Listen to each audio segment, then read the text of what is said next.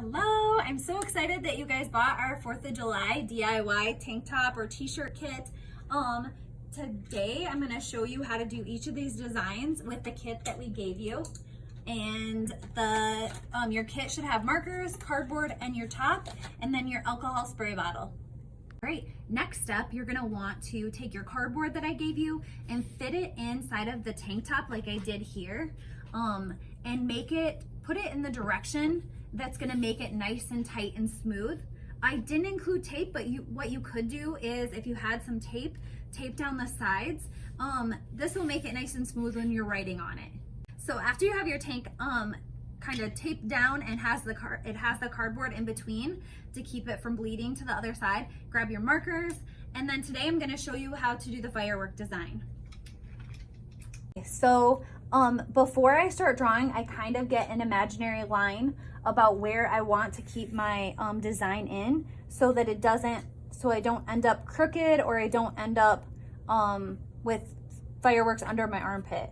So what I've decided with this tank top is I'm gonna kind of keep it inside of this, about right here where that curve starts, because I feel like the rest is gonna go under the armpit. Okay, I grabbed my blue marker because I'm gonna start by just doing my blue fireworks. But a tip that I wanna share with you is that I practiced doing a firework on a piece of paper before I did it on the shirt. Okay, I'm gonna jump in and do the first one, and remember, it doesn't have to be perfect. And I practiced, and also one thing I do is kind of hold my hand around the fabric to keep it a little bit tighter. As you can see, it likes to fold as you're doing the little fireworks. But again, once you spray it, it's not gonna be perfect. It's gonna spread out. Okay, so there's my first firework. If you want to go in and add more kind of rays off of it, you can. So there's my first blue one, and what I did then is I also did little specks, kind of like how fireworks have little sparklies that come off of it, and they don't have to be perfect. I did red and blue around all of them, so you can kind of change it how you want. I'm gonna go ahead and do the rest of them, and then I will show you how I spray them.